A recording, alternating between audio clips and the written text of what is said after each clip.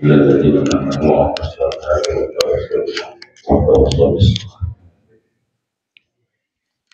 Bapak dan Ibu jamaah Masjid Al-Falah yang mudah-mudahan selalu mendapatkan curahan rahmat, ridho dan bimbingan Allah Subhanahu wa taala.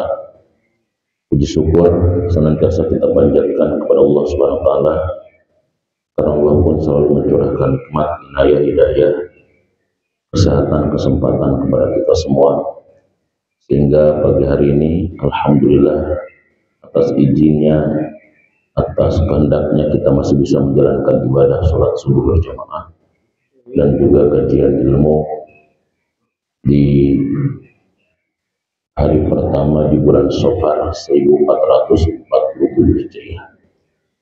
Mudah-mudahan Allah senantiasa terus meningkatkan kualitas iman, ilmu, dan amal kita di hadapan Allah Subhanahu wa taala. Amin ya rabbal alamin.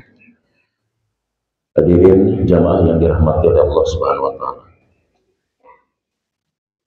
Hari ini kita sudah memasuki bulan Safar, bulan kedua dalam tahun Hijriah. Tepatnya tanggal 1 Safar 1447 Hijriah. Jadi baru saja kita meninggalkan bulan Muharram. Safar ini salah satu bulan yang diyakini oleh bangsa Arab Jahiliyah ini adalah bulan Sial. Makanya disebut dengan kata Safar. Safar itu maknanya bukan hanya satu ya. Sering kita sebut Safar itu artinya berpergian, atau Safar itu artinya adalah sunyi atau sepi. Jadi dua, kenapa sunyi? Bisa jadi orang itu berpergian semuanya nggak ada di rumah, takut sial kalau di rumah. Bisa juga sunyi karena memang orang tidak berpergian karena takut sial. Kalau di kita bulan Safar ini biasanya banyak nggak yang nikah waktu itu? Hah? Pernikahan itu biasanya orang kawinan itu Pak Hajat itu biasanya banyaknya bulan apa?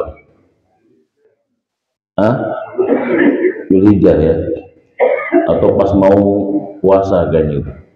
Karena pengen ketika sahur dan bukanya ada yang mendampingi gitu kan. Nah, kalau bulan Safar ini banyak nggak yang nikah di kita di Indonesia? Safar itu bahasa Jawanya apa? Biasa sering disebut bulan apa? Bulan Hafid ya. Kenapa itu terjadi? Kadang-kadang karena punya pemikiran Safar itu bulan yang kurang baik. Makanya dalam catatan sejarah Rasulullah itu menikah dengan Siti Khadijah juga bulan Safar, bahkan menikahkan putrinya konon bulan Safar. Makanya di dalam kitab Lataiful Ma'arif Ibnu Rajab Al-Hambali dijelaskan tentang apa itu Safar ya. Karena di dalam kitab Sahih ya, bi Sahihaini an Abi Hurairah radhiyallahu anhu anin Nabi SAW, dari Nabi SAW qala la adwa wala hamata wala safar. La adwa, tidak ada penyakit menular, wala hamata, tidak ada reinkarnasi ya. Jadi dulu itu orang Arab Jahiliyah itu masih meyakini kalau ada orang mati itu nanti masuk ya ke burung, salah satunya burung hantu nanti. Makanya burung hantu itu datang keluar malam. Kalau mereka itu, wah itu berarti ada roh orang tua saya dalam burung hantu itu, reinkarnasi. Wala hamata wala safaro, dan tidak ada bahaya atau kesialan berpergian atau melakukan aktivitas di bulan Safar. Jadi hadis ini menegaskan tentang bahwa bulan ataupun waktu itu tidak ada yang sial sebetulnya. Ya, semua waktu itu baik. Bahkan di sini dikatakan oleh Rasulullah SAW, ya, wala tasubul dahar. Dalam hadis lain, wala tasubul lail, wala nahar, wala syamsa, wala al-qamar, wala rih, fa innaha rahmatun liqaumin wa adabun li akharin. Di dalam satu hadis, janganlah kalian mencela malam, janganlah kalian mencela siang, janganlah kalian mencela matahari, janganlah kalian mencela bulan, janganlah kalian mencela angin. fa innaha rahmatun liqaumin wa adabun lil akhirin. Karena hal itu adalah rahmat bagi satu kaum dan bisa menjadi adab bagi kaum yang lain. Atau artinya wala tasubud dahar, dan janganlah kalian mencela waktu. Jadi waktu dalam agama kita itu semuanya apa? Baik. Makanya sampai muncul surat Al-Asr.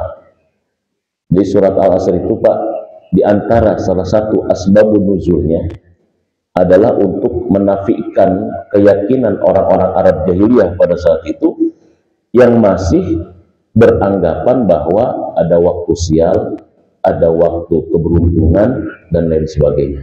Ini masih ada seperti itu. Maka terkait safar pun begitu. Oleh karena itu, maka dalam kesempatan pagi hari ini, ya, perpindahan kita dari Muharram bulan yang mulia ke bulan Safar, mari kita lihat bahwa waktu dalam agama kita itu tergantung siapa yang menjalankan sebenarnya, bukan terkait dengan waktunya itu sendiri. Karena waktu itu semuanya adalah milik Allah dan diciptakan oleh Allah Subhanahu wa Ta'ala. Makanya kemudian turun surat Al-Asr. Surat Al-Asr itu untuk menegaskan bahwa semua manusia rugi, bukan karena waktunya, tapi karena sikap manusia terhadap waktu. Maka disinilah Allah kemudian bersumpah atas nama waktu. Wal asr innal insana lafi khusr. Sesungguhnya semua manusia berada dalam kerugian. Nah, jadi oleh karena itu apa sebetulnya makna waktu di dalam agama kita? Kalau waktu semuanya baik, sebab buruk dan tidaknya itu ada dua, kata Ibnu Rajab, ya. Jadi pertama, wal asbabu nau'ani. Yang menyebabkan tentang waktu itu menjadi baik dan menjadi buruk itu disebabkan karena dua saja. Ahaduha asbabul khair. Yang pertama adalah sebab kebaikan. Wal masru annahu yafrahu biha wa yastabsiru wa la yaskunu ilaiha bal ila khaliqiha wa musabbabiha. Wa dzalika huwa tahqiqut tawakkul 'ala Allah wal iman bihi. Tapi prinsipnya terhadap sebab yang pertama ini, kata Ibnu Rajab, adalah apa? Asbabul khair. Sebab pertama sebab yang baik. Wal masru annahu yafrahu biha wa yastabshiru wa la yaskunu ilaiha bal ila khaliqiha wa musabbabiha. Ketika kita melakukan sebuah kebaikan, maka akan berdampak baik dari waktu itu. Dan kita boleh bersenang-senang, boleh bergembira, boleh bahagia dengan sebab kebaikan itu. Tetapi tidak boleh kita apa? Wala yaskun ilaiha bal ila khaliqiha wa musabbabiha. Akan tetapi kita jangan terlalu tenang dengan apa yang kita lakukan sebab itu, tapi kita justru menggantungkan yang menyebabkan semua jadi begini adalah musababnya. Bukan sebab yang kita lakukan, tapi musababnya. Karena inilah nanti hakikat tawakal seperti itu. Misalkan begini, oh karena saya hari ini sudah berzikir pagi, kemudian saya sholat berjamaah misalkan, kemudian saya sedekah, ya alhamdulillah, maka bisnis saya hari ini jadi lancar gara-gara saya melakukan ini dan sebagainya. Kita senang terkait itu boleh, kita gembira terkait itu boleh, tetapi jangan sampai itu menjadi andalan bahwa karena sebab itulah kita bisa begini. Tetapi kita harus kembalikan musababnya. Siapa itu? Allah Subhanahu wa Ta'ala. Nah, jadi begitu. Oh, gara-gara saya minum obat yang seperti ini, saya jadi sembuh. Obat itu adalah merupakan ya sebab yang baik. Akan tetapi hakikat yang menyebabkan kita sembuh itu siapa? Allah Subhanahu wa Ta'ala. Makanya kan sebab itu merupakan salah satu hukum apa? Yaitu salah satu rukun tawakal. Makanya rukun tawakal itu kan ada 3, ya. Kenapa kita nggak bisa tawakal? Rukun tawakal itu kan satu, ma'rifatur rabbi wa sifatih.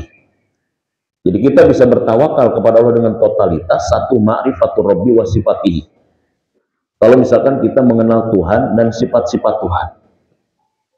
Jadi kita nggak bakalan bisa tawakal dengan haqqat tawakulihi. Tidak bisa tawakal kepada Allah dengan sebenar-benarnya tawakal kalau kita tidak kenal Tuhannya. Maka rukun tawakal pertama itu adalah ma'rifatur rabbi wa sifatih. Kita kenal Allah dan kita kenal tentang sifat Allah. Dan itu masalahnya. Itu yang pertama. Maka kita bisa totalitas dalam tawakal. Kan Bapak nggak mungkin misalkan, ketika misalkan mau Idul Adha, Bapak misalkan ada orang tiba-tiba lewat, Pak mau kemana? Mau ke pasar. Oh kebetulan Pak, saya mau kurban, nitip nih, beliin hewan kurban ya Pak. Ya, ada orang lewat nggak kenal, Bapak titipin uang 5 juta buat beli hewan kurban, mungkin nggak kira-kira? Bapak kenal juga kagak, mungkin nggak dititipin kayak begitu? Nggak mungkin. Kenapa? Karena kita nggak kenal. Kenapa Bapak melatih titipkan hewan kurban, uang buat kurban ke panitia di Al-Falah, bukan ke orang yang lewat? Karena Bapak percaya, Bapak kenal panitianya ini siapa? Panitianya siapa? Ustadz Ahmad. Sakabur-kaburna Ustadz Ahmad mual ke Singapura, paling ke Cihideng gitu misalnya. Kan begitu kita. Sakabur-kaburnya Ustadz Ahmad mual ke Singapura, mual ke mana? Paling kaburnya ke mana? Ke Cihideng paling. Cihideng iya Kabupaten Bogor kayaknya. Gitu loh, sajam dia langsung nyepi. Kenapa kita berani kita sampai puluhan juta menitipkan uang hewan kurban kepada panitia? Karena kita kenal. Sama, kenapa kita kadang-kadang tidak berani tawakal kepada Allah? Jangan-jangan kita tidak kenal. Makanya Allah itu untungnya Tuhan kita itu Ar-Rahman dan Ar-Rahim, Pak. Kalau Allah tidak punya sifat Rahman dan Rahim, kayaknya Allah cemburu sama supir bis katanya. Kita itu kadang-kadang lebih tenang sama supir bis, Pak. Ketika di bis jalannya kencang, di tol bisa-bisanya tidur kita, padahal nggak kenal sama supirnya, Pak. Kita bisa tenang ketika naik pesawat, Pak, yang terbang di atas udara yang tinggi, bisa sare, bisa tenang, padahal kita juga nggak kenal dengan siapanya, dengan pilotnya. Bisa tenang naik kereta bus ke Bandung, kecepatan 300 km per jam, bisa sare, bisa bahagia, padahal nggak kenal dengan siapa masinisnya gitu. Bisa tenang di dalam kapal yang berlayar di laut lepas dan dalam, padahal kita juga nggak kenal tentang siapa nahkodanya. Tapi kita kadang-kadang selalu risau, selalu gelisah, selalu khawatir, selalu cemas, tinggal di bumi Allah, yang mengelolanya Allah, yang buatnya Allah, yang ngaturnya Allah. Padahal katanya kita mengatakan beriman kepada siapa? Ya. Jadi harusnya Allah cemburu, Pak, kepada supir bis, masinis, pilot gitu. Karena kita lebih tenang dibawa mereka daripada kita di rumah dan di bumi Allah. Kan begitu masalah. Jadi jangan-jangan kenal kita itu hanya kenal setengah gitu. Tidak ma'rifatu Rabbi wa sifatihi, tidak mengenal Tuhan dengan sifat-sifat. Itu tuh rukun tawakal pertama itu, Pak. Ma'rifatu Rabbi wa sifatihi. Ya. Yang kedua, baru rukun tawakal itu adalah menempuh asbabnya, sebabnya. Jadi di zaman Rasulullah itu ada sahabat ketika mau masuk masjid, kemudian sahabat itu untanya itu, kudanya itu sama dia nggak ditaliin, nggak diikat. Buru-buru dia mau sholat. Terus saya ditanya sama Rasulullah, udah diikat belum itu kudanya? Belum. Saya bertawakal kepada Allah Subhanahu Wa Taala. Kata Rasul, ikat dulu itu kudanya, baru kau bertawakal. Jangan diikat belum, tawakal kagak. Ya kuda kan kagak ngerti, lepas aja dia nanti kemana-mana. Ikat dulu itu kuda, ya, baru kau bertawakal kepada Allah. Ini ikatan ini adalah sebab. Jadi motor itu dikunci ganda dulu, Pak. Kalau setelah dikunci ganda, digembok, diikat juga di rantai, hilang juga ternyata. Hilangnya ternyata dengan gembok-gemboknya, diangkut misalkan sama orang gitu. Nah, itu kita sudah tawakal. Kalau sudah digembok, sudah diikat, kemudian hilang, baru itu ngajuin ganti kepada DKM kayak gitu ya. Tapi kalau digembok belum, diikat belum, kemudian hilang, kita sudah mengatakan tawakal, itu salah. Ya, maka di sinilah berlaku yang disebut dengan hukum sebab akibat, hukum kausalitas, hukum sebab akibat. Jadi sunnatullah itu kalau menurut saya lebih tepat diterjemahkan sunnatullah itu adalah hukum sebab akibat. Jadi sunnatullah itu bukan hukum alam, bukan natural law. Kalau natural law itu kita salah, Pak.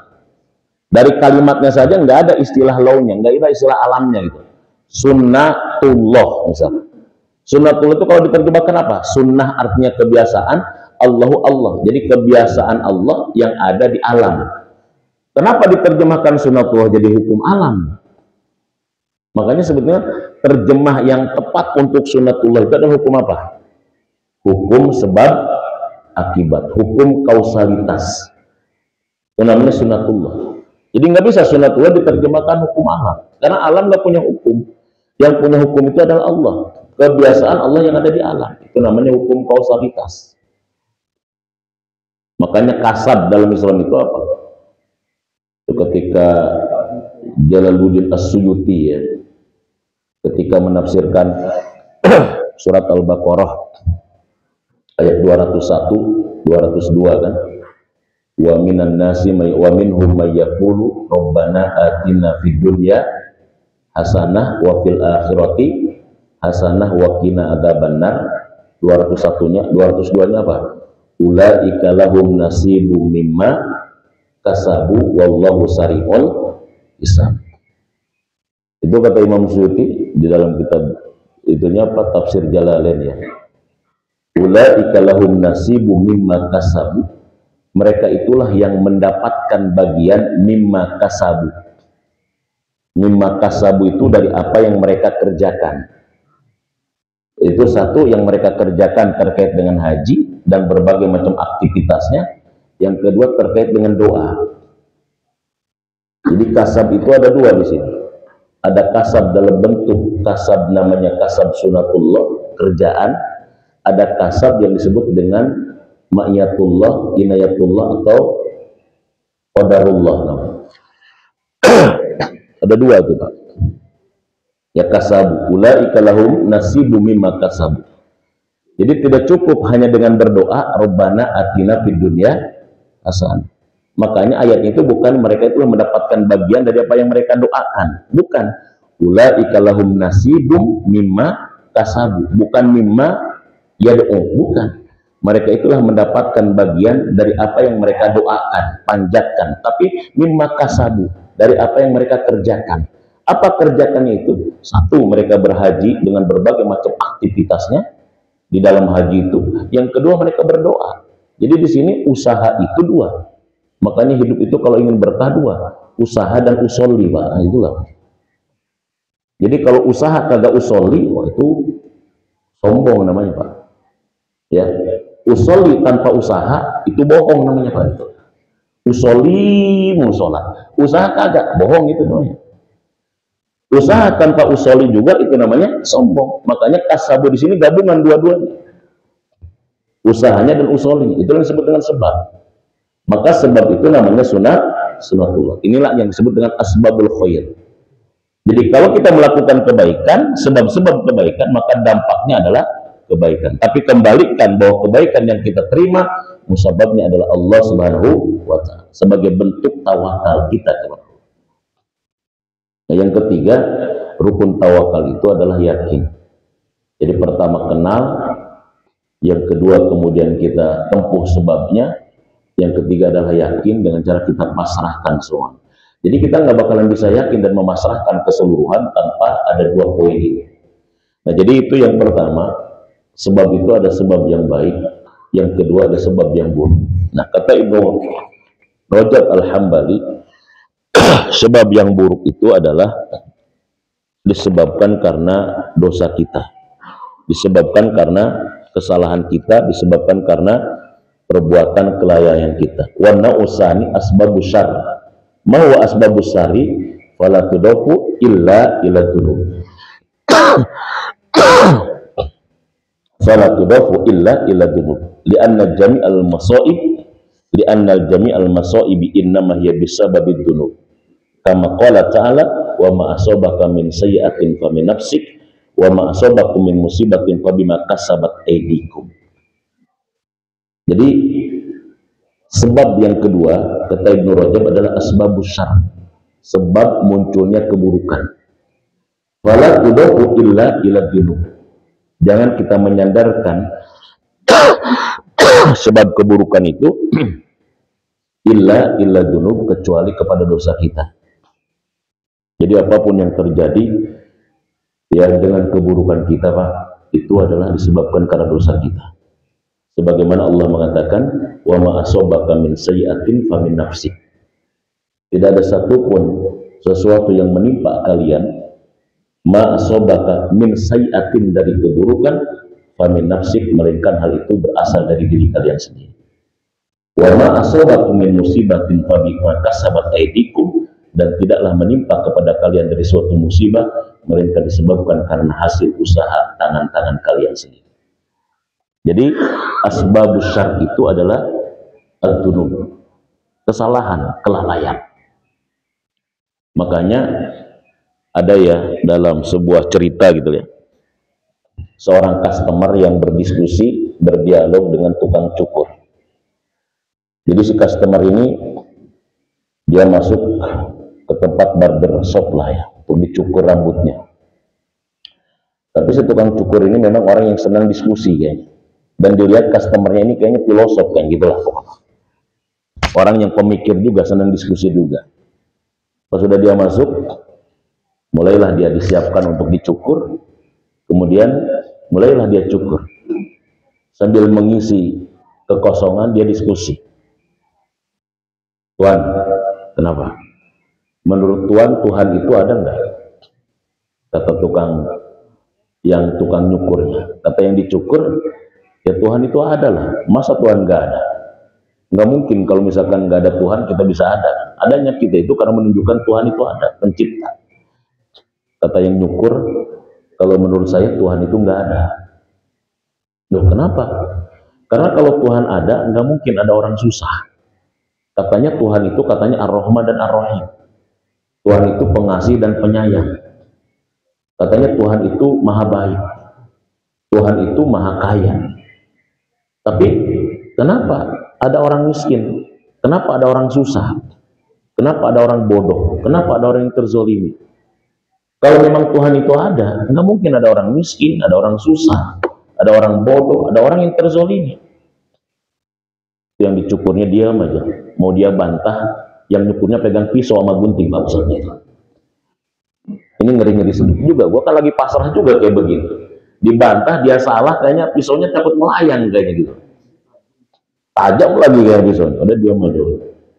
Nah, pas dia ketika diam aja, sampai selesai dia menyelesaikan cukurannya, bayarlah berapa? 50.000. Pas dia keluar, Pak, kebetulan dia ngelihat ternyata di dekat tukang cukur itu ada semacam tunawisma atau pengemis yang dia rambutnya gondrong, gimbal, kumisnya juga baplang gitu, berantakan. Dia balik lagi ke dalam. Mas sini, sini keluar. Cuma mesti gue lihat orang, rambutnya gondrong, gimbal, kumis baplang kayak gitu. Jadi menurut saya kayaknya nggak ada tukang cukur, Mas. Kalau ada tukang cukur, nggak mungkin ada orang yang rambutnya apa? Gondrong dan gimbal kayak begitu. Kata si tukang cukur, kamu gimana sih? Aku ini kan tukang cukur. Tadi aku baru nyukur kamu. Bukan nggak ada tukang cukur. Kalau ada orang yang rambutnya gimbal, gondrong kayak begitu, bukan salah tukang cukur, salah dia. Kenapa dia nggak datang ke tukang cukur? Kalau dia datang kepada saya rapikan itu kayak begitu. Cocok, Mas. Cocok apanya? Jadi kalau ada orang yang susah, ada orang yang terkena masalah, ada orang yang miskin, ada orang yang bodoh, itu bukan nggak ada Tuhan, tapi salah dia kenapa tidak pernah mau mendekat dan datang kepada Tuhan, kepada Allah. Jadi salah dia, kenapa dia nggak mau datang kepada Allah? Kemana dia nggak mengabdi kepada Allah? Kalau dia datang kepada Allah, nggak mungkin dia juga melakukan seperti itu. Jadi apapun yang menimpa kita, maka kembalikan. Itu adalah perbuatan daripada apa? Dari kita sendiri. Jadi itu asbabus syarr. Asbabus syarr itu tidak boleh kita sandarkan kepada apapun kecuali kepada dosa kita, kelalaian kita sih. Makanya kalau saya memahaminya apa? Tidak semua masalah itu berasal dari luar. Karena tidak semua masalah berasal dari luar, maka kita jangan buru-buru mencari jalan keluar. Jadi bisa jadi masalah itu adalah dari dalam, maka kita ambil jalan ke dalam dulu, Pak. Jangan jalan keluar. Iya. Jadi kalau saya begitu, Pak, tidak semua masalah itu berasal dari luar. Kita itu kan dikit-dikit cari jalan keluar, dikit-dikit cari jalan keluar, ujung-ujungnya kita kabur. Jalan ke dalam dulu kita, biarkan nanti Allah yang memberikan jalan keluar. Ambil jalan ke dalam, biarkan nanti Allah yang memberikan jalan keluar. Apa teori mengambil jalan ke dalam itu? Teori Nabi Yunus, Pak. Nabi Yunus itu ketika dimakan ikan paus, Pak, dikatakan dalam Quran berada dalam 3 kegelapan. Gelapnya malam, gelapnya lautan, gelapnya ikan paus. Dan saat itu Nabi Yunus tidak ada jalan keluar. Maka apa yang dilakukan? Ambil jalan ke dalam sama dia. Dia ambil jalan ke dalam. La ilaha illa anta subhanaka inni kuntu minaz zalimin. Dia ambil jalan ke dalam. Aku begini Tuhan, ditelan ikan paus, dilemparkan ke laut. Ini kuntu, kesalahanku Tuhan. Gak sabar aku menghadapi umatku. Buru-buru melulu, pengen umatku langsung sadar aja gitu. Gak sabar. Maka aku tinggalkan dia, aku nggak sabar, aku naik perahu, aku dilempar. Ini kuntu, diambil jalan ke dalam sama Nabi Yunus. Baru Allah perintahkan paus, ngangkat kau, muntahkan tu Yunus. Baru ada jalan keluar dari Allah. Jadi jangan kita yang nyari jalan keluar, kita ambil jalan ke dalam, biarkan Allah yang memberikan jalan. Begitu. Itu asbab namanya. Jadi asbab itu ada dua. Ada ngambil jalan ke dalam, biar. Tapi kita kan dikit-dikit jalan kemana? Jalan keluar mulu. Jadi jalan kedua ke dalam dulu, sama kita. Ya. Jadi saya itu semalam, makanya semalam nggak bisa hadir di sini. Nggak bisa hadir, saya izin. Ada teman baru pulang dari Salatiga, usaha datang. Jadi habis ngontrol usahanya. Ya, habis ngontrol usahanya. Kemudian ekonomi sedang tidak baik-baik aja gitu ya. Kemudian ini yang didatangi bukan ahli manajemen, Pak. Aneh ini, yang didatangi bisa super. Jadi dia turun dari bandara, naik mobil, Ustaz di mana? Di rumah saya, datangin saya jauh dari ini katanya. Makanya saya izin, tambah kurang fit gitu loh ya. Yang kedua memang ada teman mau datang. Karena teman ini unik Pak emang.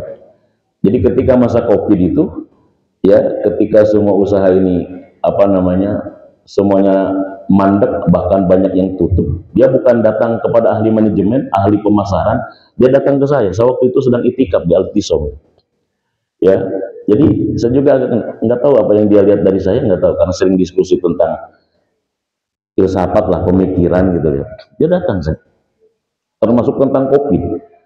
Dan saya, akang mah bingung kata saya. Orang lagi begini harusnya datangnya ke ahli kan, bukan ke saya. Ya, jadi dia datang ke saya. Kang Supran di mana?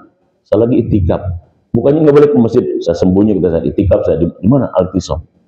Jadi yang pertama dia tanyakan adalah tentang kinerja akal, ya, tentang kinerja akal. Kenapa kayak begitu? Kata saya gini, Bang Supran, teman-teman saya itu udah panggil para ahli dalam kondisi COVID kayak begini. Yang satu teman saya pengusaha bebek ya, saya suka bebek ini habis 40 miliar padahal sudah diambil para ahli. Jadi saya pikir kayaknya ini bukan masalah akal, masalah apa kayaknya. Ini masalahnya akal kita mentok kayaknya. Satu yang saya ingin tanyakan tentang apa itu akal dan bagaimana kinerja akal. Yang kedua dia yang ingin tanyakan, ada enggak kinerja mekanisme dunia selain daripada akal. Oh itu Pak, diskusi saya dari jam ba'da asar, sebelum asar sampai maghrib. Sampai lupa buka, ada kurma cuma 3 kayak gitu. Nah ini juga begitu. Dia datang ke saya, ya. Kemudian saya merenung, Ustaz. Jadi yang saya kepikir cuma Kang Supran. Udah datang aja ke rumah. Ya jadi ketika ada masalah, yang saya pikir cuma Kang Supran. Jadi ceritalah. Terus cerita ke dia setelah saya pikir-pikir, ini kenapa kayaknya merosot begini. Benar nggak Kang Supran? Kayaknya karena kita itu sebagai atasan kita ngerasa jadi tuan, sebagai kita pekerja juga ngerasa jadi tuan, kita nggak pernah merasa kalau orang lain itu justru tuan kita. Jadi saya bilang begini, prinsipnya kita kalau bisnis itu, kalau Nabi begini, ya kata Nabi itu begini kata saya. Rasul itu adalah man la yu'minu ahadukum hatta yuhibba li akhihi ma yuhibba li nafsihi. Jadi dalam Islam itu ada dikatakan, tidak dikatakan kalian beriman sebelum kalian mencintai saudara kalian seperti kalian mencintai apa?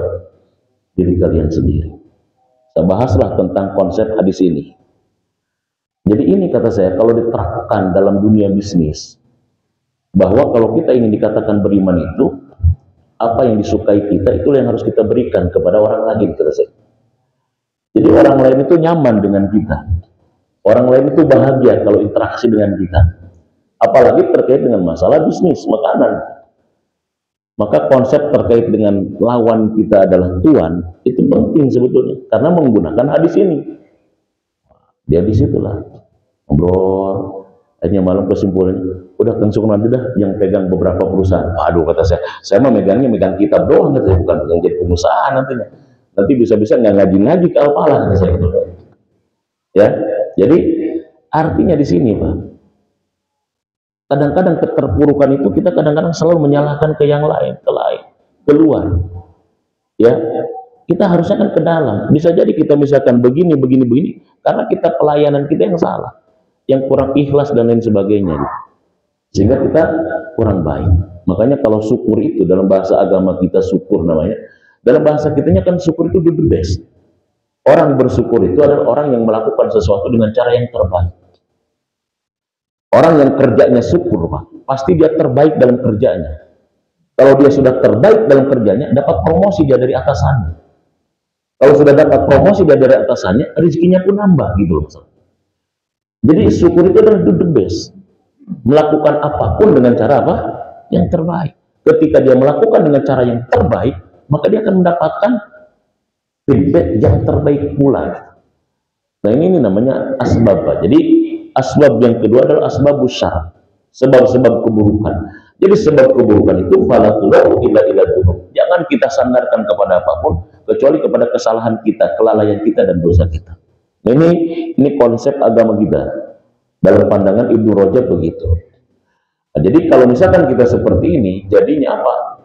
Jadi sebetulnya tidak ada istilah waktu baik, waktu buruk. Yang ada adalah sebab dan baik dan sebab yang buruk. Nah, ini harus kita sadari.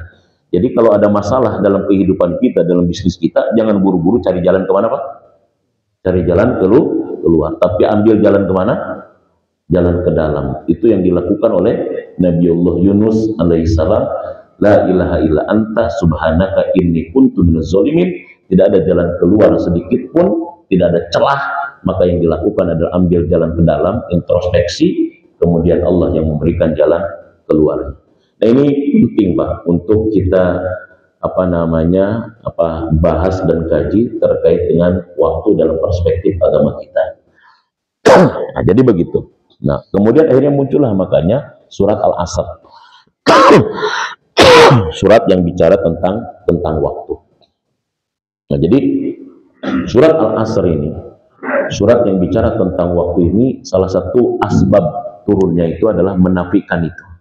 Menafikan keyakinan, menafikan persepsi Arab jahiliyah yang masih memilah-milih waktu baik dan waktu buruk. Padahal tidak ada. Wal asr, demi waktu, innal insana lafi khusr, sesungguhnya manusia itu semuanya berada dalam kerugian. Jadi bukan masalah waktunya, tapi bagaimana sikap manusia terhadap waktunya. Maka dalam ayat ini, kemudian para ulama tafsir memahami konsep waktu itu kepada tiga dalam ayat ini. Satu, waktu dalam pengertian umum. Yang kedua, waktu dalam pengertian khusus. Yang ketiga, waktu itu disebut dengan ahdun nabi, waktu nabi. Ya, pertama, waktu dalam pengertian umum, masa.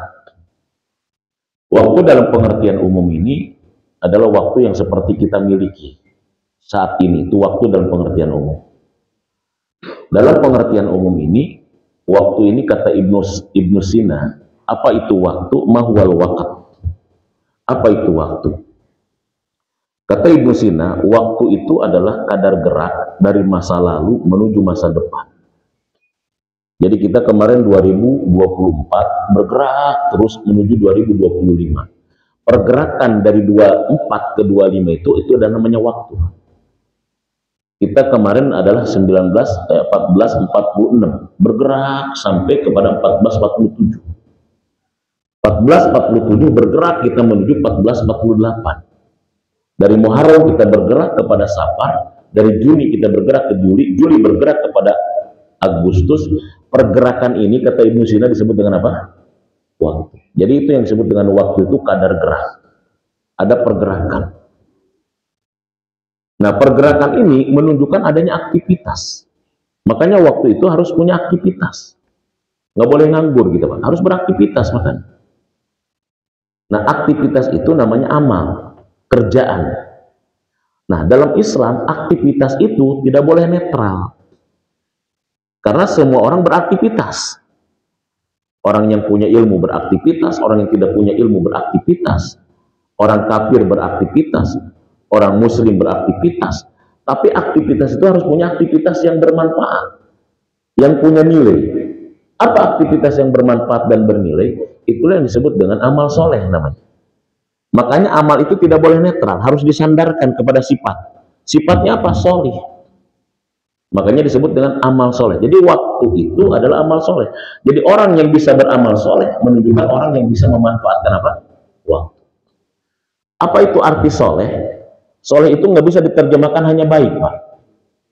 Makanya istilah Islam itu tidak bisa sebetulnya diistilahkan dengan orang lain yang umum. Contoh begini, amal soleh beda dengan amal baik. Soleh itu adalah amal yang punya syarat dan ketentuan berlaku. Jadi Bapak nggak bisa mengatakan Mahatma Gandhi itu orang soleh, Pak. Bunda Teresa itu adalah wanita solehah. Mahatma Gandhi mah soleh bangetnya. Nggak bisa, Pak. Kalau kita mengatakan Mahatma Gandhi orang baik, iya. Bunda Teresa adalah merupakan perempuan yang baik, iya. Tapi nggak bisa kita mengatakan mudah-mudahan anak saya sesolehah Bunda Teresa. Nggak bisa, Pak. Karena kalau soleh itu adalah istilah sifat yang terikat dengan syarat dan ketentuan. Kalau bahasa Quraisy itu, soleh itu minimal dilihat dari dua. Satu, soleh itu bisa dilihat dari motivasinya, motivasi beramalnya, ya dorongan dia beramalnya. Untuk apa dia beramal? Itu motivasinya. Nah, motivasi ini kan yang tahu cuma dia. Yang kedua dilihat dari bentuknya. Apa bentuknya? Satu, bentuknya indah. Dua, bentuknya baik.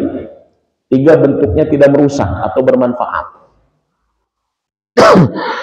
Jadi kalau misalkan motivasinya karena Allah, kemudian bentuknya baik, indah, bermanfaat dan tidak merusak, itu dikatakan amal soleh.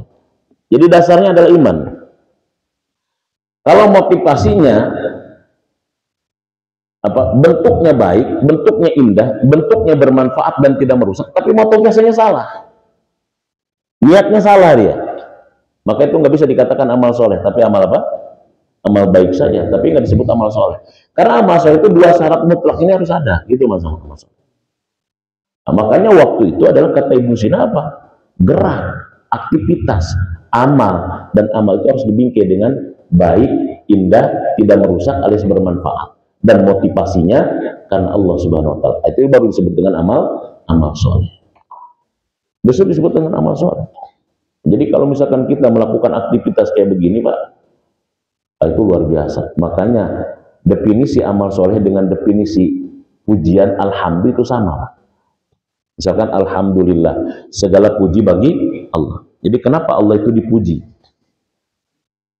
Perbuatan yang layak dipuji itu adalah satu, perbuatan yang baik, yang indah, yang tidak merusak.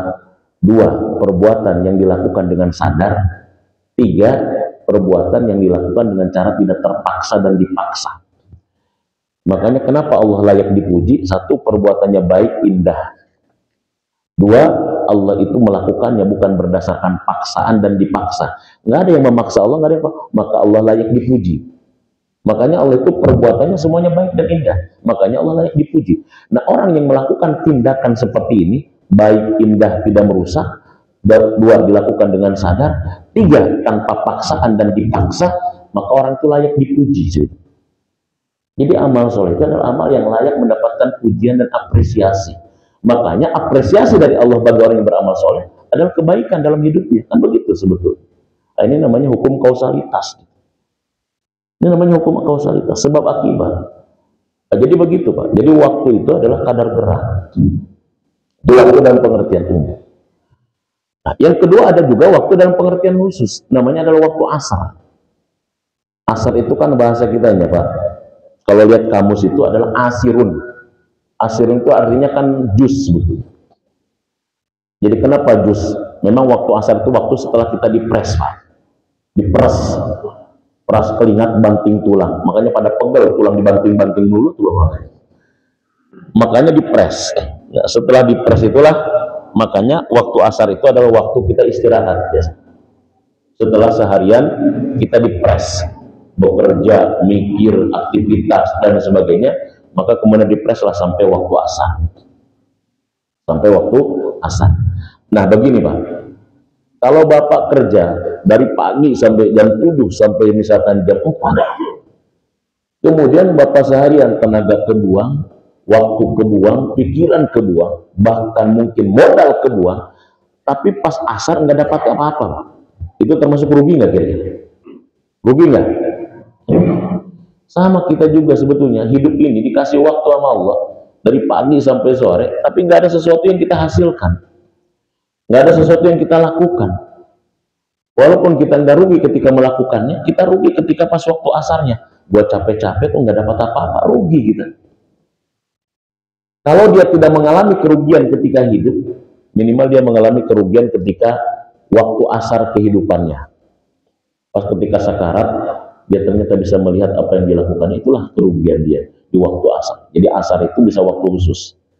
Asar itu waktu dalam pengertian khusus waktu asar. Dan asar ini kan termasuk salah satu sholat yang sebagian ulama mengatakan wusto, sholat terbaik. Jadi sholat wusto itu ada dua, Pak, pendapat ulama. Satu sholat subuh, hafizu ala sholawati wa sholatil wusto. Sholat wusto itu sholat pertengahan. Sholat pertengahan itu ada yang mengatakan sholat wusto itu sholat apa? Sholat subuh. Dia dikatakan wusto kalau waktu sholat itu diawali maghrib. Kalau diawalinya maghrib, maghrib itu kan permulaan malam. Kalau waktu sholat diawali dengan permulaan malam, maka wusta itu subuh. Maghrib, isya, subuh, zuhur, asar. Berarti subuh itu adalah merupakan wusta. Tapi kalau waktu itu diawali daripada permulaan siang, subuh, zuhur, maka wusta itu masuk apa? Asar. Maka wusta itu asar. Tapi ulama lebih kuat mengatakan wusta itu asar. Makanya dikatakan oleh Rasul, man shalla bardaini dakhalal jannah. Barang siapa yang menjaga waktu sholat di dua waktu dingin, waktu dingin itu waktu subuh dan waktu asar, maka dia dakhalal jannah. Jadi kita harus menjaga itu, Pak. Kalau tidak bisa jamaah yang 5, minimal jamaah yang 2, Pak. Jamaah waktu apa? Waktu subuh dan waktu asar. Dan asar itu termasuk jamaah yang paling susah, Pak, dibandingkan waktu subuh. Bagi Bapak yang sudah sadar, Pak, yang sudah sadar, ini kan rata-rata kan lolita kadang-kadang, lolos 50 tahun, betul nggak itu? Pak Ju itu udah lolita, Pak. Udah lolos 50. Kalau Ustadz Supran masih jelita, Pak. Jelang 50 tahun. Ya. Ustadz Ahmad aja udah lolita kayaknya. Udah, Ustadz? Udah lolita. Makanya bermuka tua. Nah, lolita itu kan lolos 50 tahun. Kalau Ustadz kan masih jelita, jelang 50 tahun. Ya, jelang 50 tahun. Bagi kita yang sudah ngaji, subuh itu insya Allah kita nggak ketinggalan. Karena kita bangun sebelum subuh. Tapi kadang-kadang asar itu kita bisa ketinggalan. Karena asar itu bagi orang-orang sibuk waktu tanggung. Mau berhenti dulu dia tanggung, bentar lagi juga selesai. Mau dia sholat asar dulu, wah ini udah motong kerjaan. Itu susah ke waktu asar itu. Termasuk sholat jamaah yang karena berada di waktu apa? Di waktu tanggung. Maka Nabi mengatakan, man shalla bardaini dakhalal jannah. Siapa yang menjaga sholat yang di waktu dingin, maka dia akan masuk surga. Apa itu? Sholat subuh dan sholat asar. Maka asar itu disebut dengan apa? Wusto. Jadi ulama mengatakan asar itu wusto, pertengahan. Kalau hari itu dimulai dari siang hari, subuh, zuhur, asar, terakhir. Tapi kalau misalkan hari dimulai dari malam hari, maka wusta masuk kepada subuh. Karena kalau subuh dia punya dalil tersendiri sebetulnya. Dalil tersendiri. Nah ini waktu yang kedua dalam pengertian khusus. Ya, tapi ada juga waktu itu adalah merupakan ahdun Nabi, waktu Nabi, ya masa Nabi. Itu dijelaskan oleh Imam Al-Qurtubi ya di dalam tafsir beliau. bahwa wal asr itu artinya adalah ahdun Nabi. Allah itu bersumpah dengan waktu adalah waktu Nabi Muhammad sallallahu alaihi wasallam. Kata Imam Qurtubi begini, kenapa waktu Nabi dijadikan sumpah oleh Allah? Karena waktu Nabi itu waktu yang paling efektif. Singkat Nabi itu hidupnya, tapi efektif melakukan perubahan terhadap kondisi masyarakat yang bahan bakunya masih jahiliyah. Nabi itu kan singkat. Kalau kita lihat waktu dakwahnya Nabi itu, Pak, itu kurang dari 23 tahun. 23 tahun lah taruh waktu dakwahnya. Karena Nabi diangkat menjadi Nabi kan 40 tahun. 63 tahun wafat, berarti kan waktu dakwahnya 23 tahun. Tapi kan waktunya Nabi Yunus, Nabi Nuh, waktu dakwahnya saja 950 tahun. Usia Nabi Nuh itu berapa, Pak? 990 tahun, hampir 1000 tahun. Jadi usianya Nabi Nuh itu 1000 tahun kurang lebih. Dakwahnya 950 tahun. Usia Nabi Muhammad 63 tahun. Dakwahnya 23 tahun. Berapa persennya dari Nabi Nuh kira-kira? Berapa persennya kira-kira? Nah, makanya kenapa waktu Nabi dijadikan sumpah oleh Allah? Kenapa dijadikan sumpah? Karena waktu Nabi itu waktu terbaik. Sampai kata Gustave Le Bon, ya, Gustave Le Bon itu seorang ilmuwan Perancis. Kata Gustave Le Bon itu begini, tidak ada satupun pemimpin dunia yang mampu merubah kondisi masyarakatnya itu dalam waktu 1 abad. Jadi kalau misalkan ada seorang pemimpin dunia bisa merubah kondisi masyarakatnya dalam waktu 1 abad atau 3 generasi misalkan, itu sudah hebat. Sudah hebat. Tapi ini belum ada masalahnya. Perancis, kata dia, hasil riset saya, Perancis itu sampai sekarang menjadi negara maju itu butuh 30 keturunan. Ya, butuh 30 keturunan. Waktu 30 keturunan. 30 keturunan itu sekitar 1000 tahun. Baru bisa seperti ini. Itu Perancis. Jadi wajar, Pak. Perancis sudah maju, butuh waktu 1000 tahun. Jadi kita masih begini, baru 79 tahun ya mereka. Berapa, Pak? Jadi wajar. Belum, tenang aja, Pak. Kita belum 100 tahun ya, Pak. Kita. Kalau 100 tahun pas kiat keneh wae, berarti kayaknya udah repot gitu, nggak mau dirubah kayaknya. Nah, tapi kata Gustave Le Bon, itu nggak berlaku bagi umat Islam yang pemimpinnya adalah Muhammad. Dia merubah kondisi masyarakatnya hanya butuh waktu sekitar 23 tahun. Kurang dari 1 generasi. Gitu. Kurang dari 1 generasi. Itu kata Gustave Le Bon begitu. Dia mampu merubah kondisi masyarakat, padahal masyarakatnya saat itu juga syarat dengan konflik. Jahiliyah, Pak, susah diatur. Tapi dia mampu merubah kondisi masyarakatnya dalam waktu 23 tahun, kurang dari 1 generasi. Dan kalau dipres lagi, Pak, dipres lagi, Nabi itu kan membangun negara kan baru di Madinah. Di Mekah itu kan diganggu terus. Berarti kalau Nabi membangun negara baru di Madinah ketika hijrah, berarti berapa tahun kira-kira? 13 tahun, apa? 10 tahun. Berarti lebih kecil lagi, Masya Allah. Dan ini kenapa tidak dijadikan sebagai pilot project, sebagai contoh teladan bagi para pemampu negara, sehingga bagaimana Nabi membangun sebuah peradaban sangat luar biasa. Dan ini sebetulnya hijrah itu kan harusnya dijadikan apa? Gambaran bagaimana Rasulullah SAW itu membangun sebuah peradaban dalam waktu yang sangat singkat, dalam waktu yang sangat sebentar itu. 23 tahun itu kita saja 79 tahun, Pak, belum ngapa-ngapain. Tapi Nabi 23 tahun sudah sangat luar biasa. Nah, ini namanya asar, kata para ulama, adalah waktu dalam pengertian umum, waktu dalam pengertian khusus, dan waktu Nabi. Kenapa waktu Nabi dijadikan sumpah? Karena itulah waktu terbaik di mana peradaban dibangun berdasarkan agama. Kenapa? Karena Nabi membangun peradaban berdasarkan agama. Nah, jadi salah kalau misalkan agama ini penghambat peradaban. Salah. Ya, justru agama ini adalah dasar di dalam membangun sebuah peradaban. Sampai sekarang kan nggak ada peradaban yang lebih hebat tanpa ada agama. Amerika bobrok, Pak. Amerika bobrok. Siapa bilang Amerika itu maju? Ya, coba kalau kita misalkan lihat sisi gelap, Korea musnah, Pak, nanti kalau tidak merubah. Jepang yang kita sekarang lihat memang hebat dan sebagainya bisa musnah juga. Kalau misalkan agama tidak jadi dasar.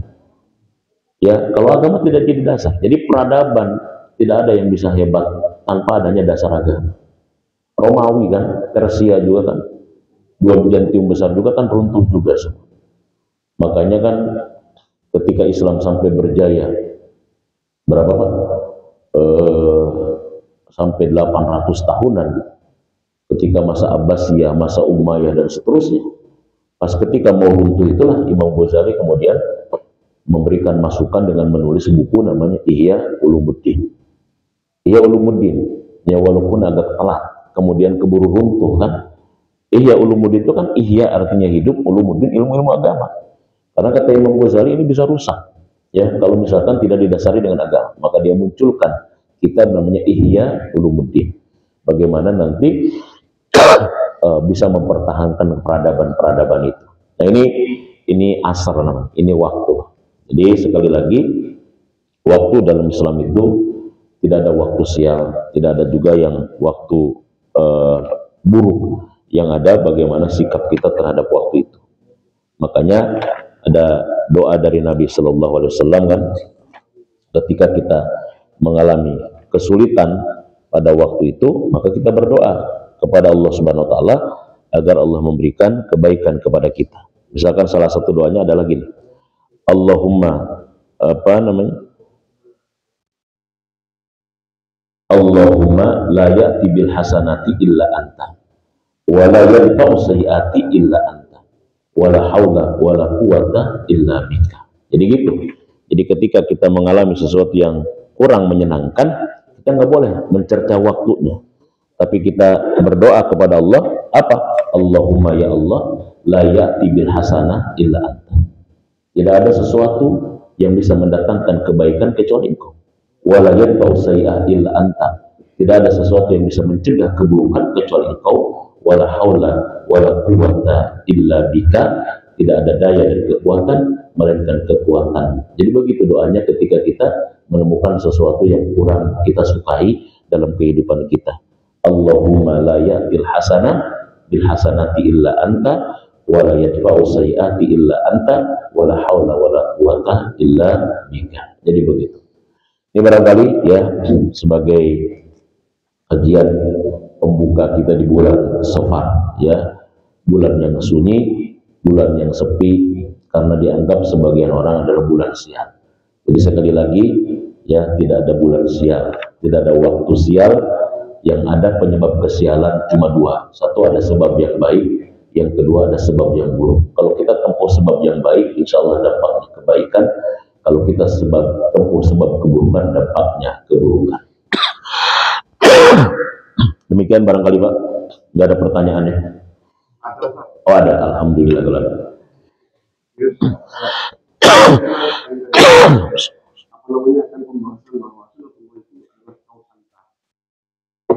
Hal itu menunjukkan bahwa Allah tidak melalui kepada kampanye sendiri, melalui diri sendiri. Terus tapi ada satu yang menjadi siapa? Apakah ini orang-orang kafir, orang-orang yang munafik yang tidak ikut pergi perang di perang itu, atau relevan untuk pergi perang? Karena biasanya kausalitas. Atau kalau saya tidak pergi carok, kalau saya nggak pergi perang, saya nggak luka, nggak mati. Lalu ada ayat di Quran itu, walaupun tubuh itu menurut lagi itu gimana kita sekarang saja. Ya, makanya saya katakan tadi, satu kasab itu dua, satu ada sunatullah. Sunatullah itu namanya hukum kausalitas. Yang kedua ada ma'iyatullah. Nah istilah ma'iyatullah itu ada tiga, ma'iyatullah, inayatullah atau qadarullah. Ya, kalau ma'iyatullah, inayatullah, qadarullah itu adalah sesuatu yang tidak terikat dengan hukum kausalitas. Jadi kalau misalkan ternyata Bapak lapar, kemudian makan, kenyang, itu hukum kausalitas. Kalau Bapak ternyata lapar, jikir, jadi kenyang, wah itu udah inayatullah namanya. Aduh lapar belum makan, jikir, la ilaha illa anta subhanaka. Sampai nggak lapar seminggu kayaknya. Itu namanya inayatullah, karena di luar daripada hukum kausalitas. Berdasarkan hukum kausalitas, yang namanya sifat api itu membakar, yang namanya pisau itu memotong. Tetapi karena di situ tidak berlaku hukum kausalitas, maka api tidak bisa membakar. Pisau tidak bisa memotong Ismail. Nah, di situ ada namanya inayatullah, ada juga disebut dengan namanya ma'iyatullah, atau istilah lainnya qadarullah, takdir Allah. Jadi kalau sesuatu sudah terjadi, ya, yang dia sebetulnya tidak melakukan sebabnya, itu namanya takdir qadarullah. Nah, itu di situ. Jadi itu namanya di situ takdir. Nah, sama kayak kita juga seperti itu, Pak. Kalau sudah terjadi, itu namanya takdir lagi. Padahal dia bertentangan dengan hukum kausalitas. Nah, itu namanya takdir, inayatullah, mayatullah, atau qadarullah. Jadi istilah inayatullah itu ada 3, inayatullah, mayatullah, dan qadarullah. Makanya dalam hidup ini kita satu sebab kita tempuh, yang kedua tapi ingat ada takdir yang tidak bisa kita halangi. Begitu Pak, kurang lebih. Makanya sebetulnya Pak, umat Islam ini harusnya lebih hebat daripada orang kafir. Karena kita punya 2 cara. Satu cara sunatullah, 2 cara ma'iyatullah. Ini harusnya orang hebat. Makanya Islam di abad klasik itu lebih hebat dari orang kafir. Sampai ayat mengatakan, ya 100 bisa mengalahkan 1000, 10 bisa mengalahkan 20. Itu Islam di abad klasik begitu. Nah, tapi kenapa Islam di abad modern ini kita tidak hebat? Makanya kalau misalkan ingin tahu tentang orang hebat kembali kepada Quran itu, jangan dilihat sekarang. Jangan dilihatnya sekarang. Jadi lihatnya adalah bagaimana orang itu bisa hebat dengan Quran, itu lihatnya adalah Islam di abad apa? Abad klasik. Karena kalau di abad sekarang kita itu begitu. Nggak hebat.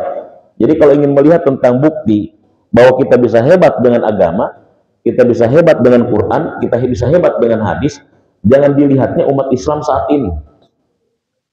Ya, lihat Islam di abad klasik, makanya dijadikan sumpah oleh Allah. Lihat Islam di masa Nabi gitu. Bagaimana orang yang diketawain oleh Romawi gitu. Ketika muncul ayat Alif Lam Mim Gulibatir Rum, ya alif lam mim bahwa akan dikalahkan bangsa Romawi oleh bangsa Arab, ya orang Romawi kan ketawa. Bangsa Arab yang barbar, yang tidak terlatih, yang primitif, mau mengalahkan bangsa yang peradabannya. Ibaratnya Indonesia ngelawan, ibaratnya itu kalau main bola Pak, Persikabo ngelawan MU kayak gitu. Jadi bangsa Arab melawan bangsa Romawi itu ibaratnya orang Persikabo melawan apa? MU kayaknya gitu. Itu kira-kira menang yang mana Pak kira-kira Pak? Yang begitu masalahnya. Tapi kan di situ kan ternyata bisa dibuktikan, ternyata Romawi Persia itu ternyata takut di tangan Arab gitu. Dan kenapa? Karena saat itu orang Arabnya punya power. Nah jadi begitu Pak. Jadi kalau misalkan ingin dilihat bagaimana hebatnya Islam ketika kembali kepada Quran dan menjadikan agama sebagai sumber peradaban, ya Islam abad klasik yang sampai beratus-ratus tahun berjaya itu. Nah, jadi begitulah kurang lebih ya. Demikian barangkali mudah-mudahan ada manfaatnya bagi kita semua, yang baik dari Allah, yang salah semata-mata kekeliruan saya sendiri. Mari kita tutup dengan hamdalah dan kawan bermajlis. Alhamdulillahirabbil alamin. Subhanakallahumma wa bihamdika asyhadu an la ilaha illa anta astaghfiruka wa atubu ilaik. Assalamualaikum warahmatullahi wabarakatuh.